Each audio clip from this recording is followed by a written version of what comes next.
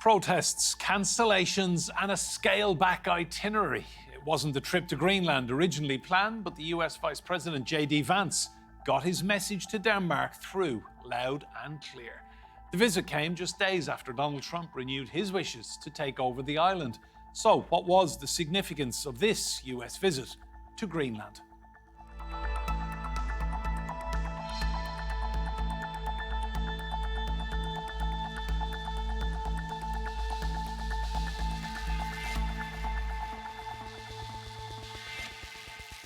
Hello and welcome to Roundtable. I'm Enda Brady. Now, the US Vice President JD Vance has stirred up tensions with Denmark during a trip to Greenland. He used the visit to criticise the Danes, saying they'd not been protecting the Greenlandic people. President Trump says the trip was about friendliness, not provocation. But what do Greenland and Denmark really think?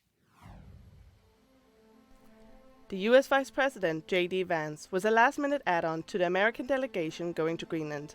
Originally planned to span over multiple days, the trip only lasted a few hours and was confined to the US Pituffik space base. Our message to Denmark is very simple. You have not done a good job by the people of Greenland. You have underinvested in the people of Greenland, and you have underinvested in the security architecture of this incredible, beautiful landmass filled with incredible people. That has to change. And because it hasn't changed, this is why President Trump's policy in Greenland is what it is. The US has been putting Denmark under pressure, despite the two nations being part of the NATO alliance. Much is being said these days. Many accusations and many allegations have been made. And of course, we are open to criticism. But let me be completely honest. We do not appreciate the tone in which it's being delivered. This is not how you speak to your close allies. And I still consider Denmark and the United States to be close allies. Just before Vance's trip, Donald Trump reiterated his desire to make Greenland a part of America. We have to have Greenland. It's not a question of, do you think we can do without it? We can. If you look at Greenland right now, if you look at the waterways, you have Chinese and Russian ships all over the place. And we're not going to be able to do that. We're not relying on Denmark or anybody else to take care of that situation. The US is interested in the territory because of the Arctic shipping routes, the Northwest Passage, the Transpolar Sea Route, and the Northeast Passage all go through Greenlandic waters. The Pituffik space base houses early missile warning systems that can detect an attack on America from an enemy. The island also contains rare earth minerals. The new Greenlandic Prime Minister, Jens Frederik Nielsen, says he wants cooperation, not threats. The first thing we do is engage in dialogue with our closest allies. We'll have to move even closer as the situation is now. And who is your closest? Of course it's Denmark, and then we have the USA too, but that's where the whole problem lies. We need to have a dialogue with all of them. Without dialogue, we will solve absolutely nothing. Will these three countries be able to agree on how to best secure the Arctic? And what does the future hold for the sovereignty of Greenland? Well, let's meet our guests. Joining us from Nashville in the United States, we have Steve Gill. He's a former advisor to Bill Clinton and George H.W. Bush.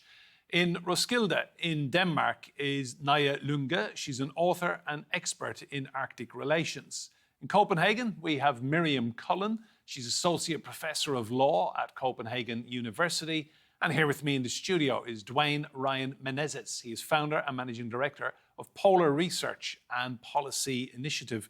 You're all very welcome to Roundtable. Nauja, I'll come to you first. Just tell me how you're feeling at the moment, the emotions you feel when you see a country like the United States saying it wants your country, Greenland.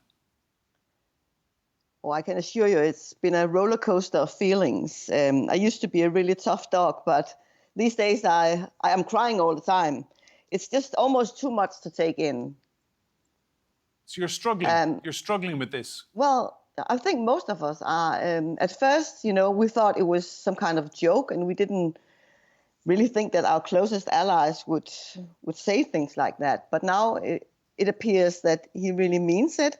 And then I think it's a combination of being really scared and also scared for the world, scared for the Danish realm, for the Greenlanders, and for the election that has just been over, because there's been a lot of communication also with the United States, at least from Washington to Greenland. So, Dwayne, just spell out to us, why do the Americans want Greenland in the first place? Well, Greenland represents to the United States both a great strategic opportunity, but an equally significant vulnerability. It sits on the shortest air and sea routes between North America, Europe, and Asia. Greenland also has abundant resource wealth, particularly rare earth deposits, that mean enormously to an America that's so dependent on China for 70% of its rare earth supply. That goes into everything from high tech from laptops and to wind turbines and aerospace and security. So Greenland sits as one of the world's largest rare earth deposits, and this makes it very meaningful. But also from a defense and security perspective, the shortest and the quickest route for a missile attack on North America, on the North American homeland, is from the Arctic. So America's interests, security interests and concerns in the region are entirely legitimate. What is not legitimate is the desire for ownership and control. You do not need ownership and control to further the very understandable interests America has. What you do need is a strong bilateral relationship with Greenland, and that is what Trump and Vance have sort of undermined so badly. Miriam, to you, I mean, what Trump and Vance are saying here about Greenland, it's no different to what Vladimir Putin has been saying about Crimea and various different regions of Ukraine. I want that. It's strategically important to us. We will take it by any means necessary. I mean, it's the same language. One of the most important distinctions, I think, is that Russia has taken military action to obtain territory, the sovereign territory of another state, and the United States has not done that, or at least not yet. And I think that's something that we ought to keep in mind. Also, you know, as the Danish foreign minister often reminds us, it's very important to take President Trump seriously, but not necessarily literally. And so as much as he has not ruled out the use of military force, that would be an extraordinary escalation, and I'm not sure that's really where we're headed. So I think we ought to keep those two things distinct, notwithstanding the similarity of the rhetoric. You know, let's keep cool heads, I think, might be quite important here. Thanks, Miriam. Steve Gill, to you, this visit by JD Vance, it was meant to be 4 days. It ended up being 4 hours. I mean, this was not, by any stretch of the imagination, a great American success. No, and as he commented when he landed in Greenland, it's cold here. Yes, it is. So maybe he needs to spend a little more time there learning exactly what it is and how the people are. You know, I don't think that when this Trump-Vance relationship started, we ever would have thought that Donald Trump would be the good cop in a good cop, bad cop scenario. But right now, it looks like JD Vance is being sent out with respect to Europe, Greenland, and other issues to kind of be the bad cop, to be the tough guy, to be the attack dog. And then Donald Trump, I guess, in strategic negotiation posture, is going to come in and sort of smooth things over. We'll see if that works in this case with the Greenlanders and with relations with Denmark. I think what the Trump team wants is for Greenland to make their own decisions. But it does appear that the U.S. is being a little heavy-handed in trying to push that decision in a U.S. direction at this point. Steve, you're absolutely adamant Trump is serious about taking Greenland. He said by any means necessary. He's ruled out nothing. I don't think it really means like military force or anything else. I think that they've ruled that out. I think what the U.S. sees is that we've seen China expand very dramatically in South America, in Africa, and they clearly have designs like they did with their Belt and Road Initiative on other areas, including Greenland. We see Russia that's wanting to expand their Arctic play. So I think that what he's saying is that Denmark and Greenland have not been promoting the development of Greenland and the benefits of Greenlanders in the way that would keep China and Russia from playing there, and that the U.S. is not going to let them move in. And he would prefer for the U.S. to have the relationship with Greenland rather than letting China or Russia take it by any means possible, even if it just means going in and paying a lot of money to Denmark. Well, Nauja, just come in on that point. JD Vance came out very publicly and said that Denmark is letting down the Greenlandic people, not protecting your people. What did you make of that rhetoric when you heard it? Oh, it got me very angry when he's pushing to that rhetoric, saying that Denmark is the bad guy and the US is the good guy. I think he's playing a game that we're too smart for that, because the Greenlanders and the Danes, we're pretty smart people. And when he comes to Greenland, he say, we want to make you rich, and Denmark has treated you so bad. What has come out of this is that we're now moving very, very close together, Greenland and Denmark. We have a new, just had the election, and we're making this fence on which we stand. With our past has not always been a walk in the park, but we're now finally standing together with our prime minister, who's doing, she's excellent in crisis, and she's really seeing that all we ever wanted in Greenland was equality, to feel dignity. And that's something that the Danes now finally understand, perhaps due to Trump, because he landed in Greenland.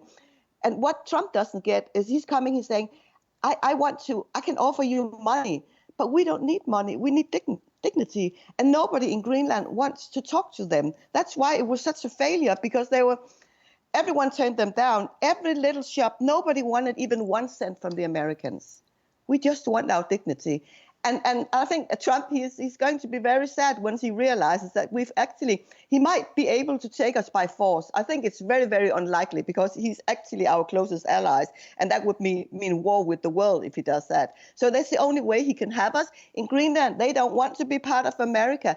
Denmark is not in a position to give Greenland. So to be frank, the Greenlanders, they would rather live out on the ice than taking any kind of relationship on with the Americans. That's where we are.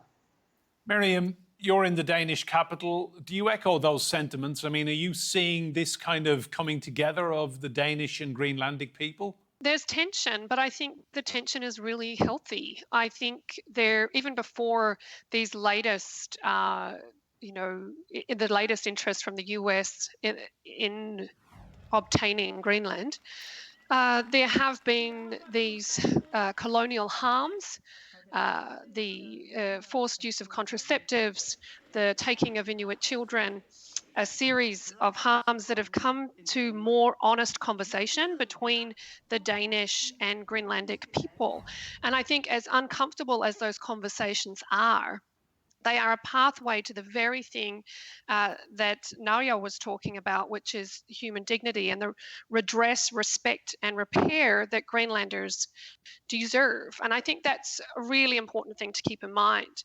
The other thing, in terms of redress, respect and repair that I was thinking about in terms of the history here is that it's interesting to me that JD Vance was standing on what was once called Thule Air Base. And Thule Air Base has an interesting history in terms of the US occupation of it, because of course when it was first built, the Inuit of that area were forcibly displaced with only days or weeks notice, and it actually led to a legal case before the expert committee of the International Labour Organization. Not only were people displaced, but then in 1968, a US plane crashed, contaminating the area with nuclear waste. So to see JD Vance standing on that particular location, pointing the finger at Denmark for failing Greenlanders, was something of an irony, I think. Dwayne, to you, I mean, that base as well was only built because Denmark gave the United States permission. Yeah. I mean, they're all in NATO. Mm-hmm. This risks a big fallout if Trump acts any further. Absolutely. To understand the US security presence in Greenland, we go back to the Second World War, where Nazi Germany had occupied Denmark. The US had not yet entered the war, and we were worried about what happens to Denmark's North Atlantic colonies, with Denmark having fallen. So even the British Empire had decided to occupy Greenland before the Americans went in. But Britain occupied Iceland and Faroes. The Americans went into Greenland. They built about 17 bases by the end of 1945. During the Cold War, it went up much higher, and they had more than 10,000 personnel. There was an agreement between between the US and Denmark from 1951, which secures almost unrestricted access to Greenland for the US for defense purposes. There is so much more the US can do within existing frameworks that ownership and control is not necessary. In 2018, there was a new agreement signed by the US, welcomed by Greenland, which allows the construction of dual-use facilities, airports, ports, roads, that will be used primarily for civilian purposes, but that the Americans, in exchange for any investment, could use also for US and NATO military purposes. Again, the opportunity exists. Who is not acting? The US, not Denmark. It's important to bear in mind, using the language of liberation and decolonization to further blatantly colonialist, expansionist ambitions is at best an unconvincing gimmick. The Greenlanders aren't falling for it. The Danes aren't falling for it. The Americans need to realize mutual respect, trust is the need of the hour. Cultivate goodwill. America is doing the right thing. You set up a new consulate. You expanded USAID funding to support projects in Greenland. You were on the right track before the cause was completely hijacked by cowboys with more testosterone than tact. Steve Gill, cowboys with more testosterone than tact. Is that a good description of your president and vice president? I think that this has not been handled in the tactful way that it should have been. But, Nauja acknowledged that Denmark has not treated Greenland or Greenlanders with respect for centuries. They're just now starting to, as you saw the U.S. start to say, hey, we'll make you a part of us. I think Miriam made the same point. There has not been good treatment of Greenland by Denmark until recently, in the wake of Trump saying, look, we'll let you be a part of us. I think it should have been more in the reign of, as was just discussed, we want you to be a partner with us, Greenland. We want to continue development and prosperity in Greenland. Denmark has had centuries to develop the resources in Greenland. They haven't done so. And I think, talking in terms of teaming up rather than taking over would have been a more, I guess, tactful way of trying to accomplish what Trump supposedly wants to do. Nauja, I think historians in decades to come will look back at this visit and think, opening chapter of how not to win friends and influence people, send in JD Vance. As Greenlanders, when we arrived in Greenland, it's as we don't ask people, what do you do for a living? How much money do you have? We ask, who are you related to? That's what means something to us. We don't think so much about money. I think there might be a surprise to some Americans. When we're talking about that Denmark hasn't done anything before, it's not quite true. We do have a colonial past, and it's true that the Danes have been reluctant to take the next step. But we have actually been working on that for quite a while. But now we're speeding up. And I think we're speeding up so much that the Danish and the Greenlandic and the Faroese government are moving close together, and they're trying to see how can we renew the realm, which everyone by now only called the kingdom. Yesterday it was the realm, now it's the kingdom of Denmark. And I think in the future we might see us heading towards something more like the British Commonwealth, where we have 3 more independent countries, and then we share things. And Nauja, just tell me, looking ahead, do you think this is going to go away, or is this intention and ambition by the Americans going to dominate the agenda for the next few years? It doesn't seem like Trump's idea is going away, but I can assure you that there's no way he can have the country, because, as I said, it appears that the Greenlanders, we're strong people and we're proud people. And we're standing on our future, even though it hasn't always been so nice. We're standing there together side by side with the Danes, vulnerable and strong at the same time. Some of us are crying on national TV, but we're strong together. And I think in the future, the Americans are welcome in Greenland. They have always been welcome. I mean, they used to have several bases. Now they only have one, and with only 150 people there. They could just ask and they would have it. And if they want to invest in the minerals in Greenland, by now they have only invested 1%. So I don't really see, it appears to me that the thing is that Trump wants to expose his territory. It's impossible to say what's going on in his mind, but it's not some game that we want to be part of. But they can come back when they're finished with their childish way of acting, and then we would love to make business for them. They're welcome to invest in our country. And we would like to partner up with them. We are already allied. Miriam, to you, just on the legal side of things, everything we're hearing from Vance and Trump is completely illegal, correct? Well, I would like to say yes, but there's not a lot of precision in what they're saying. They say we want Greenland. It's unclear entirely to me if they mean they want sovereignty, they want more military presence. There are lots of different things that they say. Certainly in terms of the forcible attainment of sovereignty, that can't be done. There are mechanisms by which sovereignty is possible, if sort of farcical. That would require a process of either negotiated independence by Greenland with Denmark or a process of secession, which I think is much less likely. Negotiated independence is provided for in an agreement between, or a piece of Danish legislation, the Self-Government Act 2009, which establishes the self-government of Greenland.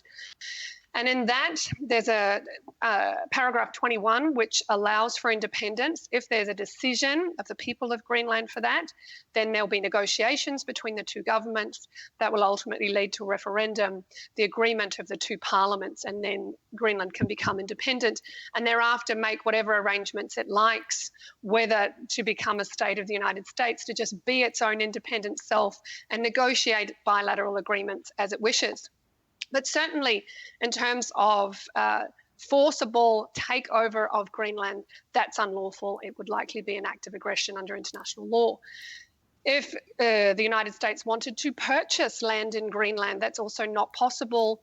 The Greenlandic law does not permit private ownership of land. However, as was mentioned by my colleague Dwayne earlier, the 1951 Defence Agreement is pretty broad in its terms. There is plenty of scope through that agreement to negotiate further military presence of the United States on Greenlandic soil. All that really needs to be done is to exercise good offices and diplomacy to undertake that. So we wonder perhaps if this is one of those instances where the president is putting forward an extreme argument in order to negotiate somewhere in the middle.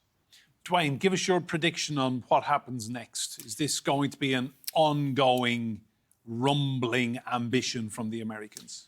Let me start by saying I welcome the shift in posture in Vance's speech from talk of annexation and acquisition to a recognition of the need for respect of the people of Greenland to the right of self-determination. This is welcome. Now, what I'm slightly concerned about, what wasn't clear, is was this respect for self-determination unconditional? That's if the Greenlanders wish to be independent in their own right, or if they choose to continue the status quo with Denmark?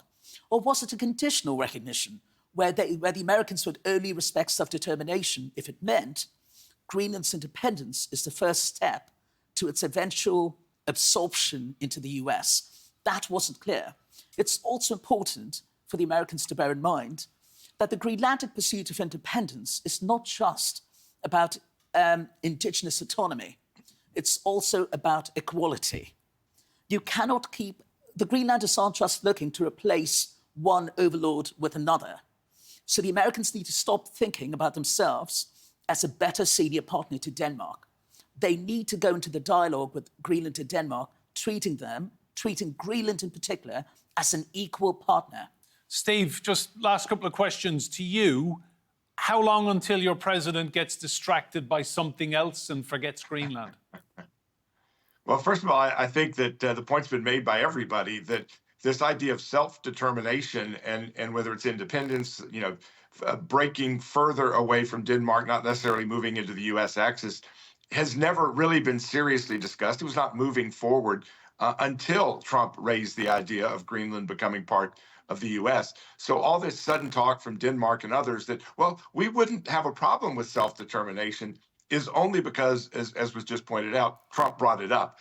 I think that the Trump team has not been as clear in their articulation of their desires as they should have. And I think that some will take Greenland and pushed it more to the military conquest, which was never really serious on the part of the U.S. I think there is a desire for a partnership with the respect that was just mentioned, and I think that's where this will head down the path, and Greenland can make that determination if they get the opportunity of self-determination, which the Danish have denied them for hundreds of years. Nauja, final point to you as a Greenlandic person. If President Trump is watching, what would you say to him right now? Independence has never been denied us from Denmark. The self-governing law is that we can take the areas and we can become independent whenever we want. But we need to partner with something. And in the new coalition agreement formed in Greenland, they have agreed to work on a renewed realm. And that means there will be no independency for the next 4 years when Trump is in his chair. So it's not an issue that we need to discuss much further because he's not going to have it unless he takes us by force. And I think that's very unlikely. Nauja, thank you so much for your input on this one. Miriam, Steve and Dwayne here in the studio as well. Remember, you can see more discussion and debate on our YouTube channel. Just search for Roundtable TRT World. But for now, from me, Enda Brady, and all the team here, goodbye. Thank you for watching.